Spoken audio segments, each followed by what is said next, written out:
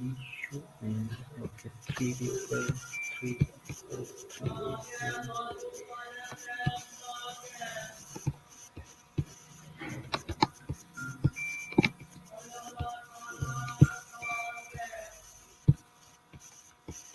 Well good afternoon, अस्सलाम वालेकुम। कैसे हैं आप लोग?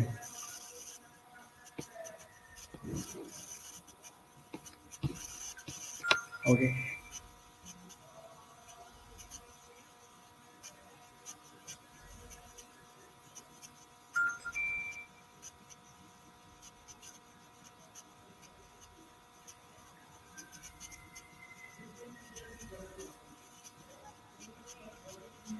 वेल, तो लास्ट क्लास में हम कुछ डिस्कस कर रहे थे related to cell injury. Well, hope so you will be fine इंशाल्लाह in future as well.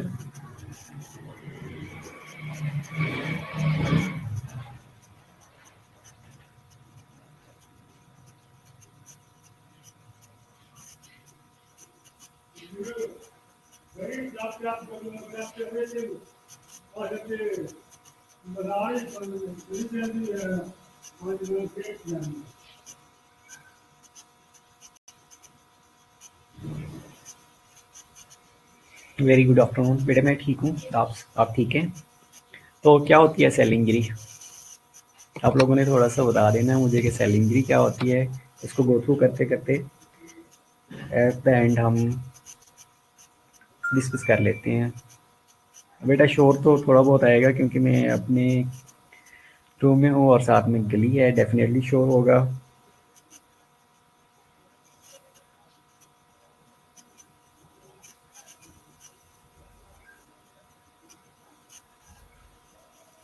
Okay, cell adaptation नहीं कर पाता। What is adaptation? Well Samar, so what is adaptation? Very good afternoon बेटा। What is adaptation? What is cellular adaptation? जल्दी जल्दी जरा जल्दी, time short है हमारे पास, ठीक है,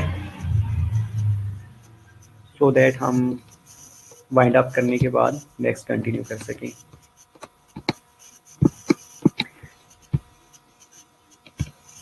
ओके, ये बता दें कितने लोगों ने इनाम दानिश की बुक को पढ़ा है? पैथोलॉजी की इनाम दानिश की जो बुक है, कितने लोगों ने उसमें से देखा है कि कुछ पढ़ने वाली चीज़ भी है, या किसी ने ये स्लाइड्स पढ़ ली हूँ, किसी को समझ आ गई हो कि स्लाइड्स में क्या क्या शामिल है?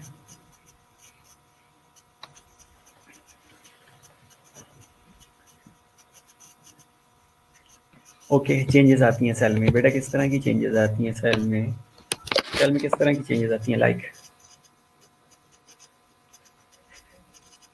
ओके, बुक से नहीं पढ़ा, वेल कोई बात नहीं समर बेटा। When a cell is unable to adapt under certain conditions, they tend to undergo certain changes is known as very good Jennifer beta. Thank you very much. That's a good definition as well. So well, Aisha ने book पढ़ी है, good. Aisha, तो आपने cell injury की definition book में से पढ़ी होगी, तो आपको सेल इंजरी का डेफिनेटली पता होगा। आप ये बता दें कि अडाप्टेशन कैसे होती है? अडाप्टेशन के लिए कोई मैकेनिज्म है कि ऐसे ही हो जाती है?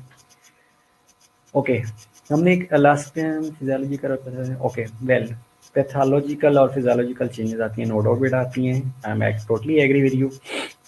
अब ये बता दें कि ये जो अडाप्टेशन होती है, क्या अडाप्टेशन का होना ज़रूरी होता है? सेल डायरेक्ट सेल इंजरी की तरफ क्यों नहीं मूव करता?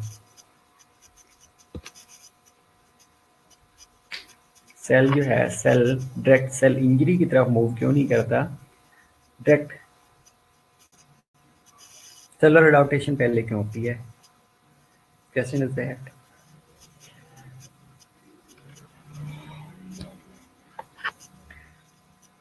ओके, ज़रूरी होता है। अच्छा, ज़रूरी क्यों होता है बेटा? आंसर अच्छा करें। ज़रूरी तो हर चीज़ होती है। आप कहेंगे कि सांस लेने के लिए ऑक्सीजन ज़रूरी है, लेकिन what is the rational between inhalation of oxygen? What you से?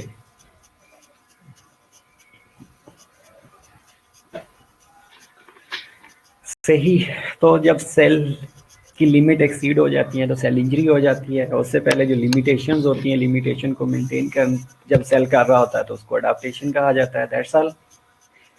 ऐसे है, ऐसा कुछ हमने डिस्कस किया था आई थिंक लास्ट क्लास में।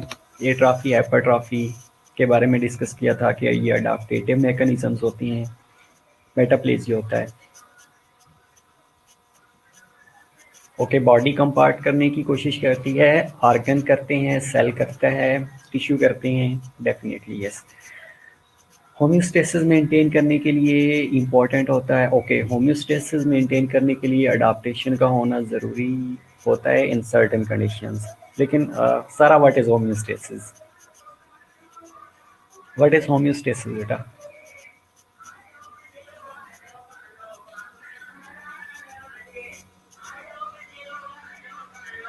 ओके, आप होम्योस्टेसिस में ये बता दें कि इंटरनल इन्वायरमेंट को मेंटेन किया जा रहा होता है या एक्सटर्नल इन्वायरमेंट को मेंटेन किया जा रहा होता है?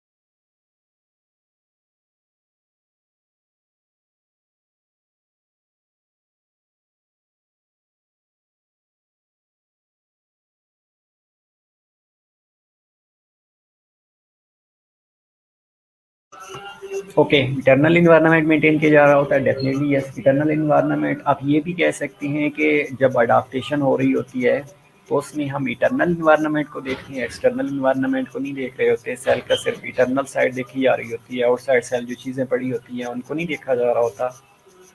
बेटा आवाज़ आ रही होगी।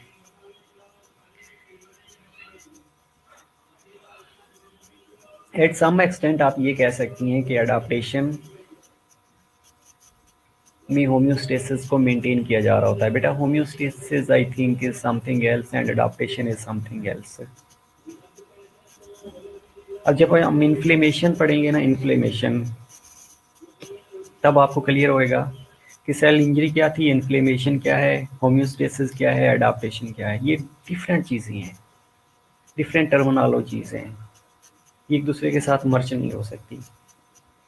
सेकेंडली, इन जो होम्योस्टेसिस होती है ना, उसमें आप लोगों ने कहा है कि आप इटरनल इन्वायरमेंट मेंटेन कर रहे होती हैं। अब जो होम्योस्टेसिस है इसको हार्मोनल कंट्रोल से मेंटेन किया जा रहा होता है, आपका ऑटोनोमिक नर्वस सिस्टम भी मेंटेन कर रहा होता है।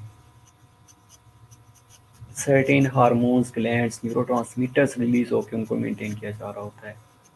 लेकिन डू यू थिंक कि जब हाइपरट्रॉफी हो रही होती है, सेल का साइज इंक्रीज हो रहा होता है या डिक्रीज हो रहा होता है, तो उसमें autonomic nervous system, hormones, neurotransmitters, glands, क्या ये सारे रोल प्ले करती हैं? जिस तरह हमने कहा था कि एट्राफी हो जाती है, सर्टेन टाइप्स हमने एट्राफी की डिस्कस की थी। एट्राफी की अगर हम डिफरेंट काजेस देखें या एट्राफी की हम टाइप्स देखें, तो टाइप्स में हमने कहा था कि इस्कीमिया की वजह से हो जाती है एट्राफी, स्नाइल एट्राफी होना शुरू हो जाती है, न्यूट्रिशनल डेफिशिएंसी की वजह से एट्राफी हो जाती है। नो डाउट बॉडी के अंदर सर्टेन चेंजेस आ रही होती हैं, बॉडी उसकी चेंजेस को कंपोर्ट कर रही होती है, मैनेज करने की कोशिश कर रही होती है। लेकिन homeostasis is something else. Well, okay, ये हम इंशाल्लाह will make a broad differentiation between homeostasis and adaptation as well. Prolong starvation की वजह से भी डेफिनेटली हो रही होती है, and some peoples are on dieting as well. जो स्टारवेशन हो रही होती है प्रोलॉन्ग पीरियड के लिए, अगर स्टारवेशन है, डाइटिंग पे हैं, तो उनके अंदर भी एट्रॉफिक चेंजेस आ रही होती हैं। और वो ये एट्रॉफिक चेंजेस क्या करती हैं, सेल का साइज श्रिंक करती हैं, डिक्रीज करती हैं, बॉडी का वेट लॉस हो रहा होता है। वेल गुड, आप लोगों ने पढ़ा, इट्स राइट है ना। Example of hypertrophy. Okay well, example of hypertrophy की अगर हम बात करें तो हमने ये लास्ट टाइम क्लास में डिस्कस कर लिया था, हाइपरप्लेजिया के बारे में डिस्कस कर लिया था। अच्छा, एक चीज़ रह गई थी, हमने कहा था कि मेटाप्लेजिया होता है। मेटाप्लेजिया क्या होता है? मेटाप्लेजिया क्या होता है ये उस दिन थोड़ा सा मैं आपको इलेबोरेट नहीं कर सका, या मेरा ख्याल है मैंने बताया होगा। बेटा मेटाप्लेजिया क्या होता है?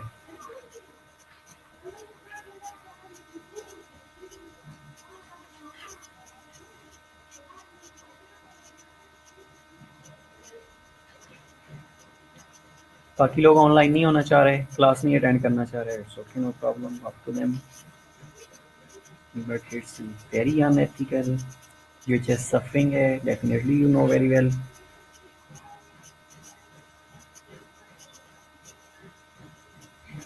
मेटाप्लेजिया,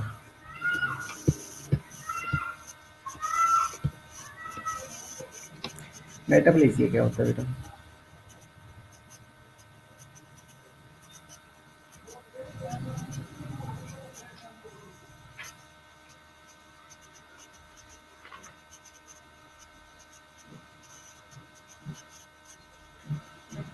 ऐसा बेटा मैंने ये कभी भी नहीं बताया होगा कि उसमें सेल नंबर इंक्रीज होता है, वो हाइपरप्लेजिया होगा। Definitely Sara is right one. She said cell के एक साइड से दूसरी में चेंज हो जाना इज मेटाप्लेजिया, डेफिनेटली बेटा। Uncontrolled cell multiplication, no, metaplasia cancer नहीं है। ऐसा बेटा करेक्ट कर लें।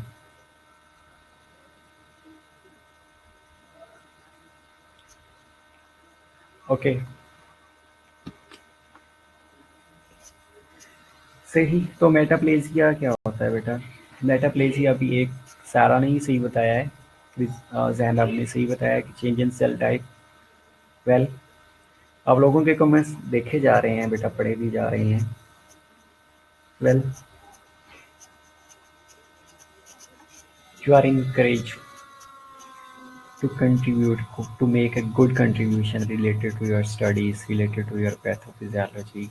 That's a very very important, as you know, otherwise you're just suffering here.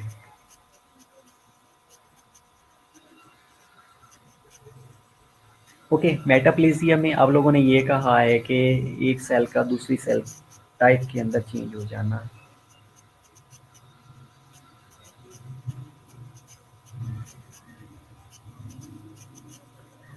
Do you think it is reversible और इरिवर्सिबल?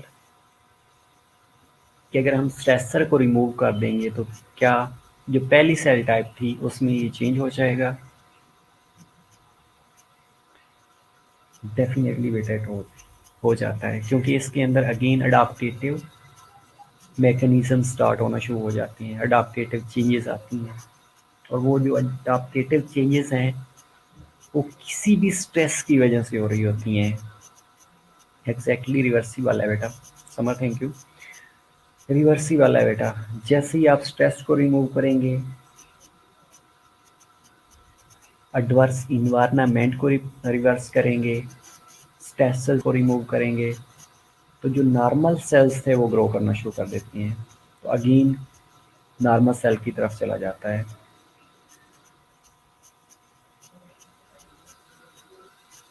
इसकी भी सर्टेन टाइप्स होती हैं बेटा, लाइक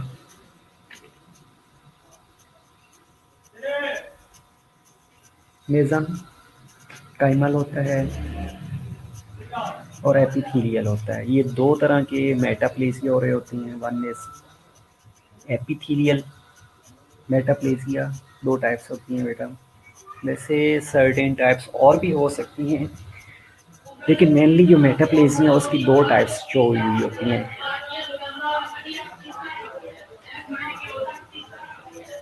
एक मेसेनकाइमल सेल्स के अंदर कोई चेंजेस आ रही होती हैं और दूसरा एपिथेलियल सेल के अंदर चेंजेस आ रही होती हैं, और इनके सर्टेन क्लिनिकल इफेक्ट्स भी होती हैं। और होता कैसे है ये हम थोड़ा सा डिस्कस कर लेते हैं इसको। पहली जो चीज़ है कि हो सकता है कि एपिथेलियल चेंजेस आई हैं। अब इसमें मैंने आपको एक एग्जांपल आई थिंक दी थी स्मोकिंग की, सिगरेट स्मोकिंग की। तो सिगरेट स्मोकिंग में क्या था कि वो लोग जो क्रोनिक सिगरेट स्मोकर्स होते हैं उनके अंदर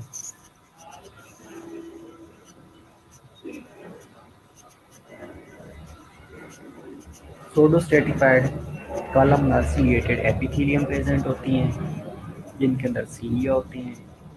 कोई भी डस्ट पार्टिकल जाता है, सिगरेट स्मोक जाता है, म्यूकस मेम्ब्रेन इंटैक्ट होती है। कोई फॉरेन पार्टिकल जाता है, म्यूकस सिक्रीट हो रहा होता है, वो उसको डंस करते हैं, इनगल्फ करते हैं या स्पिट आउट करवा देते हैं। ये नॉर्मल मैकेनिज्म ही हो रहा होता है। लेकिन सर्टेन कंडीशंस क्या होती हैं, ऐसी कंडीशंस होती हैं जिसके अंदर ये जो नॉर्मल सिलिएटेड एपिथेलियम है इसको रिप्लेस कर दिया जाता है स्केमस स्ट्रेटिफाइड स्केमस एपिथेलियम में। वजह क्या हो सकती है, क्रोनिक सिगरेट स्मोकिंग हो सकती है, क्रोनिक इरिटेशन हो सकती है, या वो लोग जो किसी ऐसी माइंस के अंदर काम कर रहे हैं जहाँ पे रिपीटेडली उनका एक्सपोजर ही क्रोनिक इरिटेंट्स के साथ है। तो इधर it is present in the trachea, इधर it is present in the bronchi. These epithelial cells will be replaced into stratified squamous epithelial cell। और ये जो स्केमस एपिथेलियल सेल होते हैं these are non functional sales.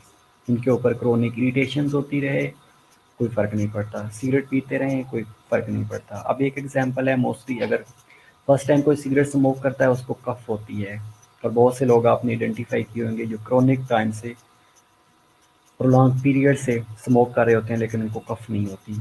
उसकी वजह क्या है कि उनके ट्रेकिया के अंदर जो कॉलमनार सिलिएटेड एपिथेलियम प्रेजेंट थी that are replaced by stratified squamous epithelium.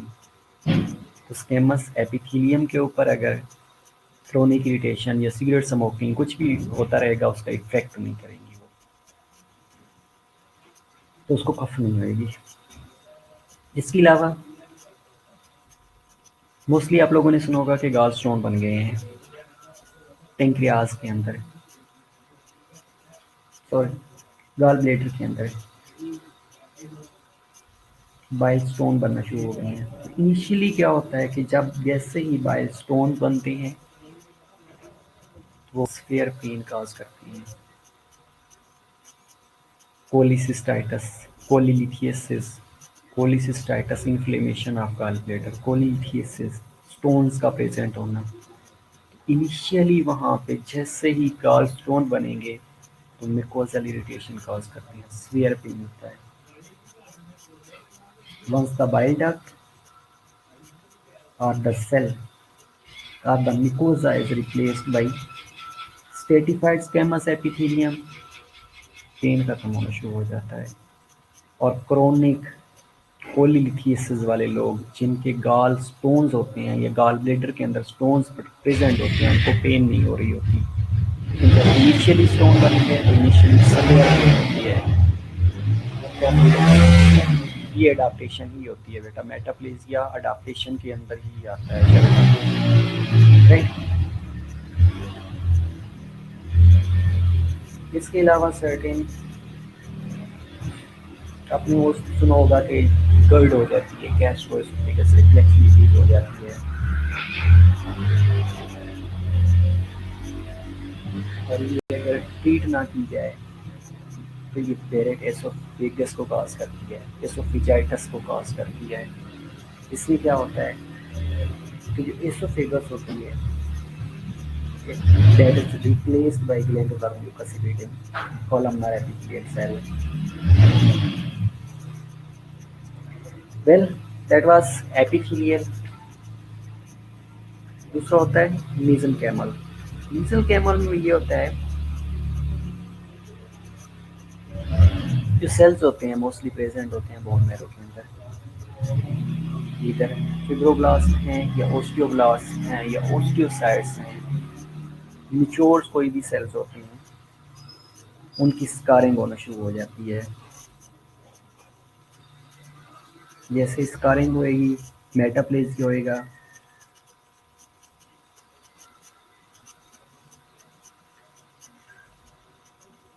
Okay, ये दोबारा बेटा क्या दोबारा बताना है? मेसेंकाइमल मेटाप्लेजिया बेटा, ये मेटाप्लेजिया होता है कि वो सेल जो बोन फार्मिंग सेल्स होती हैं, बोन मैरो के अंदर प्रेजेंट होते हैं या बोन्स के अंदर प्रेजेंट होती हैं, लाइक फिब्रोब्लास्ट हो सकती हैं, ओस्टियोब्लास्ट हो सकती हैं, ओस्टियोसाइट्स हो सकती हैं। ये जो सेल्स होते हैं ये बेसिकली कनेक्टिव टिश्यू ओरिजिनेटेड होती हैं, और अगर इनका मेटाप्लेजिया हो जाता है ना, तो दैट इज़ इरिवर्सिबल। अगर इनकी एक दफ़ा एक सेल से दूसरी सेल में चेंज हो गए तो देन डेफिनेटली ये रिवर्स नहीं होंगे। इसलिए ये कहा जाता है कि जो एपिथेलियल मेटाप्लेजिया होता है दैट इज़ रिवर्सिबल। और मैंने पहले क्वेश्चन यही पूछा था कि आप ये बता दें कि मेटाप्लेजिया जो होता है रिवर्सिबल होता है या इरिवर्सिबल होता है।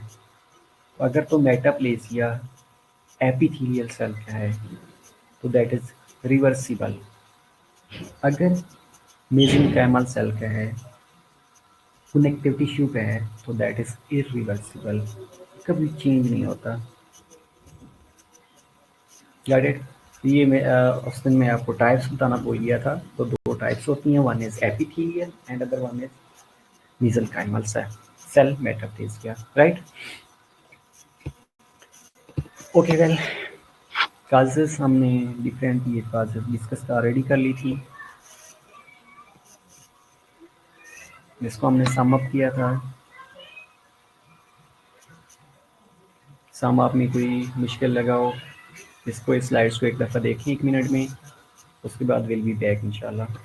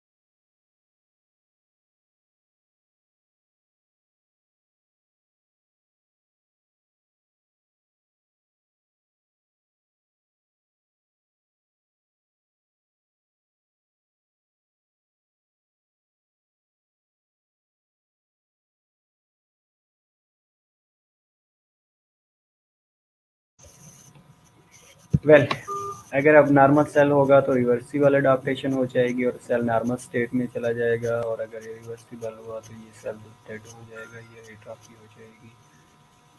अगर नॉर्मल सेल होगा तो रिवर्सिबल अडाप्टेशन नो बेटा, इट्स नॉट नेसेसरी। जिस तरह मैंने दो चीज़ें बताई हैं, अगर एपिथेलियल सेल होएगा ना उसके अंदर मेटाप्लेजिया हुआ है तो वो नॉर्मल की तरफ मूव कर जाएगा। अगर मीजनकाइमल हुआ है ना तो उसमें नॉर्मल की तरफ जाने के चांसेस ही नहीं है, कैंसर को लीड कर जाएगा, म्यूटेशन होना शुरू हो जाएगी।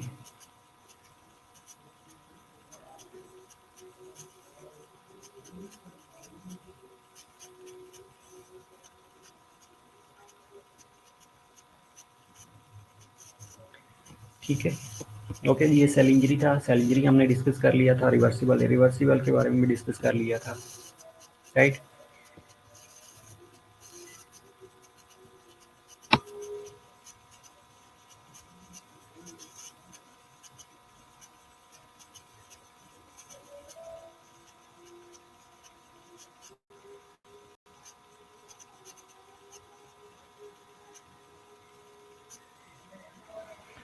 सेल इंजरी प्रोसेस भी हमने डिस्कस किया था। इसमें से कोई क्वेश्चन जिसकी आपको समझ ना आई हो कि सेल इंजरी कैसे होती है, क्या प्रोसेस है सेल इंजरी का? इरिवर्सिबल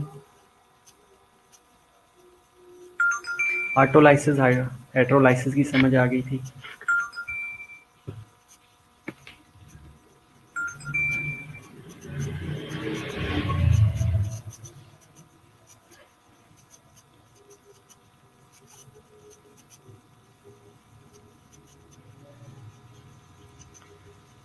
वेल ठीक है, ये चीज़ें भी क्लियर हैं दोस्तों इंशाल्लाह। और इम्पॉर्टेंट ये स्लाइड है जिसमें जब इरिवर्सिबल इंजरी होती है तो उसके अंदर न्यूक्लियर चेंजेस क्या आती हैं। तीन चेंजेस हमने डिस्कस की थी, वन वाज कैरियोएक्सिस, कैरियोलाइसिस और पिग्नोसिस। ये इरिवर्सिबल सेल इंजरी के अंदर न्यूक्लियर चेंजेस ये मोस्टली पूछा जाता है, right. Causes of cell injury ये भी हमने डिस्कस कर लिए थे, आई थिंक ऐसी है, मुश्किल नहीं है। एटीपी डिप्लीशन ये भी हमने डिस्कस कर लिए थे, वन स्लाइड्स। आज हमने जो चीज़ें डिस्कस करनी है, गैंग्रीन के बारे में भी आई थिंक हमने डिस्कस कर लिया था थोड़ा बहुत।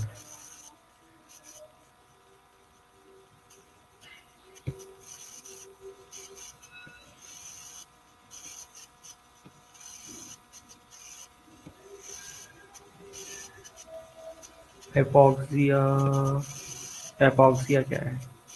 अच्छा बेटा, एपॉक्सिया का क्या बताना है, पूछना है?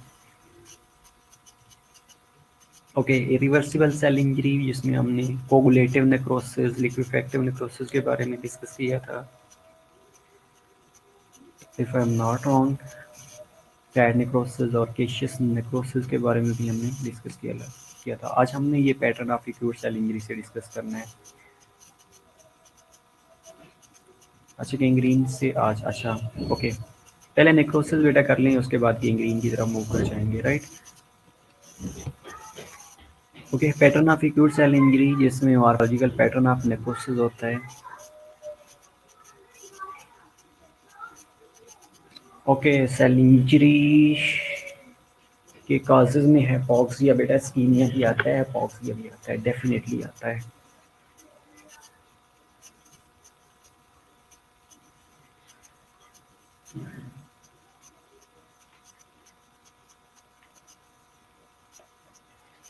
ओके, कोगुलेटिव नेक्रोसिस होता है, मॉर्फोलॉजिकल पैटर्न अगर आप नेक्रोसिस के देखेंगे,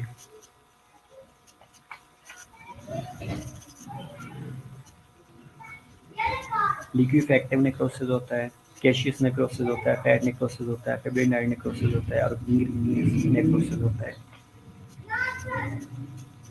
पहली चीज़ है कि व्हाट इज नेक्रोसिस, एक छोटा सा रिव्यू ले लेते हैं। नेक्रोसिस क्या होता है बेटा? नेक्रोसिस में हमने ये कहा था कि जब सेल डेथ होती है और उसके अंदर मार्फोलॉजिकल चेंजेस आती हैं तो उसको नेक्रोसिस कहा जाता है।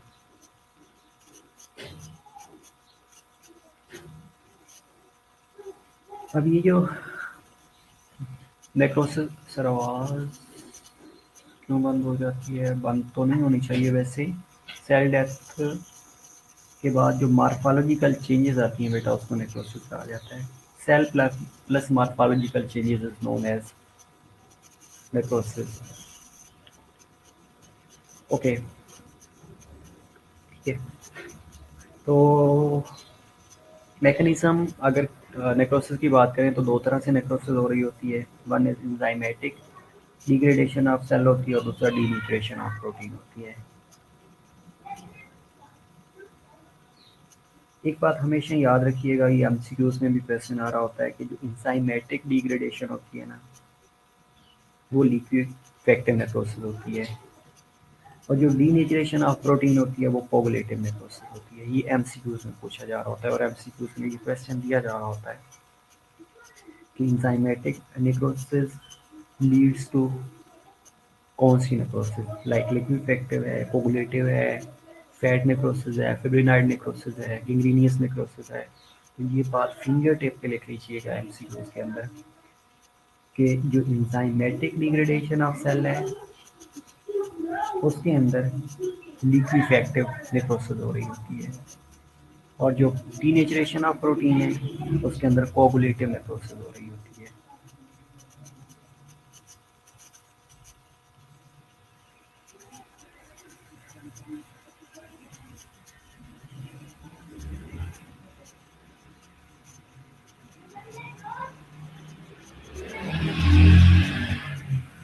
और जो इंजाइमेटिक नेक्रोसिस होती है उसको हेड्रोलाइसिस कहा जाता है। अब ये हेड्रोलाइसिस बेसिकली क्या है कि जो इंजाइमेटिक डिग्रेडेशन है उसके अंदर हाइड्रोलिटिक इंजाइम्स आते हैं। अब ये जो हाइड्रोलिटिक इंजाइम्स हैं ये कहाँ से आ रहे होते हैं? बेसिकली कोई भी इन्फ्लेमेटरी सेल्स जब इन्वेड करता है, स्पेशली जो WBCs हैं, ल्यूकोसाइट्स हैं, मोनोसाइट्स हैं, माइक्रोफेजेस हैं, दे कंसिस्ट ऑफ लाइसोसोम्स, और लाइसोसोम से, WBC से, माइक्रोफेजेस से hydrolytic HYDRO LYTIC hydrolytic enzymes निकलती हैं, ड्राइव होती हैं, और ये enzymes enzymatic degradation of cell cause करते हैं। जब इंजाइमेटिक डिग्रेडेशन ऑफ सेल होती है उसको कहा जाता है हेड्रोलाइसिस। ओके बेटा, अरे एमसीक्यूज में ये है कि जो इंजाइमेटिक डिग्रेडेशन ऑफ सेल होती है उसमें लिक्विफेक्टिव नेक्रोसिस हो रही होती है, और जो डीनेचरेशन ऑफ प्रोटीन है उसमें कोगुलेटिव नेक्रोसिस हो रही होती है। Got it? ओके, दूसरा होता है डीनेचरेशन ऑफ प्रोटीन। अब इसके अंदर क्या होता है कि इंजाइम डीनेचर होना शुरू हो जाती हैं। तो मोस्टली आप लोगों ने पढ़ा होगा कि जो इंजाइम्स होते हैं that are protein in nature. तो जैसे इंजाइम डीनेचरेशन होएगी उसके अंदर कोगुलेटिव पैटर्न ऑफ नेक्रोसिस होना शुरू हो जाएगा, प्रोटीन की डीनेचरेशन होना शुरू हो जाएगी।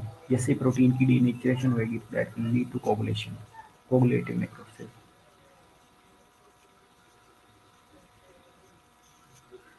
अब पहली है कोगुलेटिव नेक्रोसिस। अब कोगुलेटिव नेक्रोसिस के अंदर क्या होता है?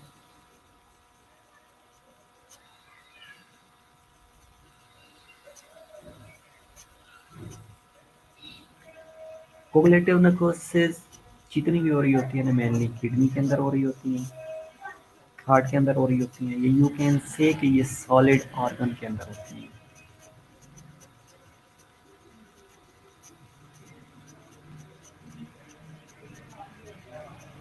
जब इन ऑर्गन्स के अंदर ब्लड सप्लाई डिक्रीज होती है, हाइपोक्सी होता है, या कार्बन डाइऑक्साइड का लेवल ज़्यादा होता है, या इरिटेशन होना शुरू हो जाती है।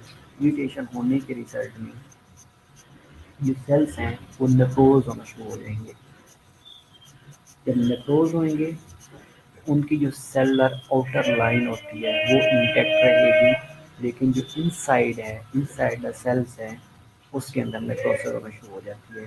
लाइक मोस्टली आपने सुना होगा कि एमआई हो गया है, मायोकार्डियल इन्फॉर्क्शन हो गया है। तो एमआई के अंदर जो हार्ट की आउटर स्ट्रक्चर्स है,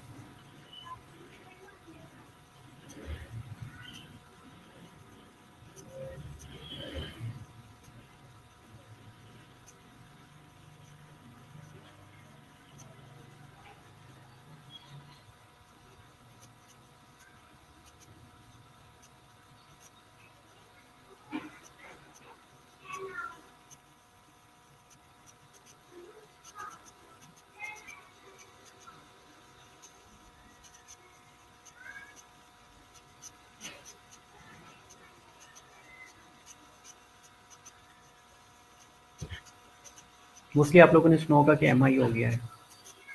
हम एमआई के अंदर क्या होता है कि हार्ट की जो आउटर स्ट्रक्चर होती है वो इंटैक्ट रहना शुरू हो जाती है, लेकिन इनसाइड द हार्ट जो सेल्स हैं वो डेड हो जाती हैं, नेक्रोसिस इन्फॉर्क्शन होना शुरू हो जाती है। बेटा आवाज़ आ रही होनी चाहिए। ओके,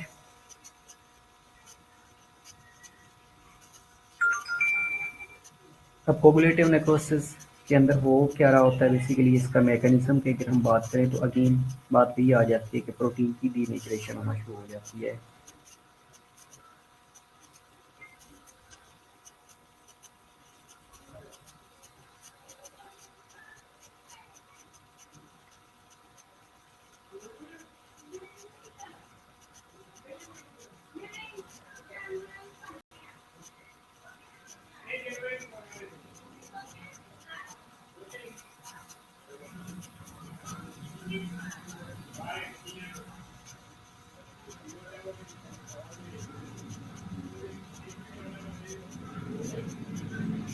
ओके, वेल वेल एक मिनट, प्रोटीन की डीनेचरेशन कैसे होती है बेटा?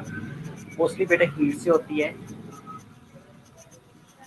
नो डाउट हीट से होती है, लेकिन इसके अंदर प्रोटीन की डीनेचरेशन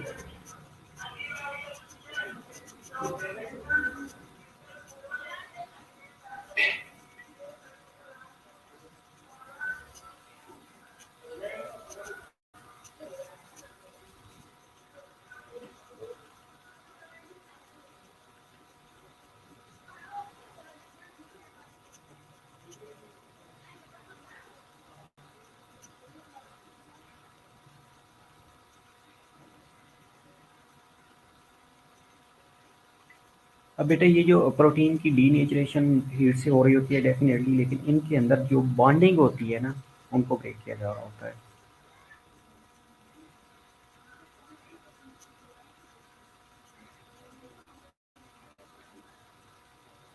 मोस्टली जब एसिडोसिस होएगी, जब ग्लूकोसिस होएगी, या कोई ऑक्सीडेटिंग ऑक्सीडाइजिंग एजेंट्स रिलीज होंगे तो वो प्रोटीन की डीनेचरेशन करना शुरू कर देती हैं। नो डाउट हीट एक एलिमेंट है, लेकिन सपोज हाइपोक्सिया सेकंड एलिमेंट है, एसिडोसिस, अल्कलोसिस, ये ज़्यादा चीज़ें हैं। तो जब ऑक्सीजन डेफिशिएंसी होगी उस एरिया के अंदर कार्बन डाइऑक्साइड का लेवल इंक्रीज हो जाए, एसिडोसिस, बॉडी के अंदर अल्कली प्रेजेंट है, बॉडी के अंदर एसिड्स प्रेजेंट हैं, तो वो भी डीनेचरेशन काज कर रहे होते हैं। अच्छा, समन ने कहा है कि फिर आपने बोला है कि एंजाइमेटिक डिग्रेडेशन उसी का तौर प्रोटीन कोगुलेटिव नेक्रोसिस होता है। तो इसमें एंजाइम्स प्रोटीन ये होते हैं तो कोगुलेटिव क्यों नहीं? तो वेल बेटा ठीक है, समझ बेटा इसका आंसर ये है कि जब एंजाइमेटिक डिग्रेडेशन हो रही होती है ना तो उसके अंदर हेड्रोलाइसिस होती है, लेकिन जो डीनेचरेशन ऑफ प्रोटीन हो रही होती है ना उसके अंदर हाइड्रोलाइसिस नहीं होती। अब हाइड्रोलाइसिस क्या है कि जैसे ही कोई फॉरेन पार्टिकल इन्वेड करता है ना तो उसको लाइसोसोमल एक्टिविटी या ट्रिगर हो जाती है, या डब्ल्यूबीसी ट्रिगर हो जाती हैं, न्यूट्रोफिल ट्रिगर हो जाते हैं, माइक्रोफेजेस ट्रिगर हो जाती हैं, लिम्फोसाइट्स ट्रिगर हो जाती हैं, क्या करते हैं उसको इनगल्फ कर लेती हैं। लेकिन जो इंजाइमेटिक डिग्रेडेशन है बेटा उसके अंदर जैसे ही WBC ट्रिगर होंगे, lymphocytes ट्रिगर होंगे, व्हाटएवर कोई भी इन्फ्लेमेटरी सेल जो इम्यून सिस्टम को ट्रिगर करके रिलीज हो रहे थे वो हाइड्रोलिटिक इंजाइम्स से ड्राइव हो रहे होते हैं। हाइड्रोलिटिक इंजाइम्स वहाँ से क्रिएट हो रहे होते हैं। अब ये जो हाइड्रोलिटिक इंजाइम्स हैं ये बेसिकली हाइड्रोलाइसिस कर रहे होते हैं, इसलिए इसको लिक्विफैक्टिव नेक्रोसिस कहा जाता है। अगर डायरेक्ट डीनेचरेशन ऑफ प्रोटीन होएगी जिसमें इन्फ्लेमेशन का कोई रोल नहीं है, इन्फ्लेमेटरी सेल का कोई रोल नहीं है, तो वो क्या होगी, कोगुलेटिव नेक्रोसिस होगी।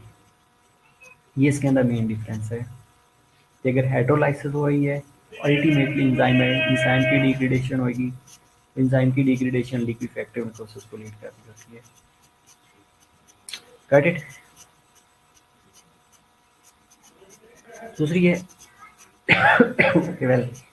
दूसरी है लिक्विफैक्टिव नेक्रोसिस। लिक्विफैक्टिव नेक्रोसिस में क्या होता है, अब इसके अंदर दो चीजें हो रही होती है लिक्विफैक्टिव नेक्रोसिस के अंदर।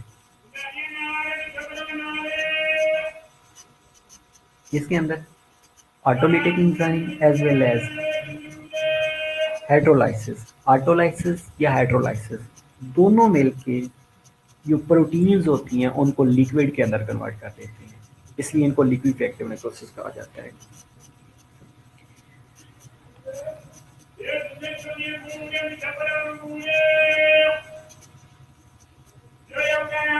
अब इसमें क्या होगा कि जैसे ही लिक्विफैक्शन होएगी, ये लिक्विड फॉर्मेशन होएगी, तो उसको कहा जाता है कि लिक्विफैक्टिव नेक्रोसिस है। और लिक्विफैक्टिव नेक्रोसिस के अंदर इम्पोर्टेंट आपने सुना होगा कि ब्रेन के अंदर इस्कीमिया हो गया है, ब्रेन के अंदर नेक्रोसिस हो गई है, तो ब्रेन के अंदर जो नेक्रोसिस होएगी वो लिक्विफैक्टिव नेक्रोसिस होएगी। और एक और एमसीक्यूज में ये होता है कि अगर किडनी और हार्ट के अंदर नेक्रोसिस हो रही है तो वो कोगुलेटिव नेक्रोसिस होती है, अगर ब्रेन के अंदर हो रही है तो उसको लिक्विफैक्टिव नेक्रोसिस कहा जाता है।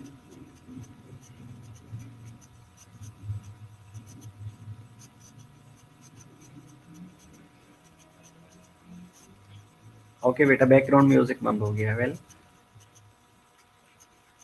ओके, दो चीज़ें हमने डिस्कस की हैं, कोगुलेटिव नेक्रोसिस और लिक्विफैक्टिव नेक्रोसिस के बारे में।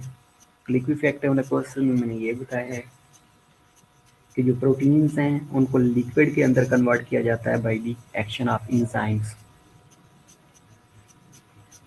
ब्रेन की एग्जांपल ली है हमने, ब्रेन की नेक्रोसिस की एग्जांपल ली है। उसके बाद हम इंशाल्लाह डिस्कस करते हैं केशियस रेट नेक्रोसिस को नेक्स्ट क्लास में, फिब्रिनॉइड नेक्रोसिस को और गैंग्रीनियस नेक्रोसिस को। ठीक है, मुश्किल है? डेफिनेटली मुश्किल नहीं है, इजी है। Okay, join me at 1 p.m. inshallah, we will continue.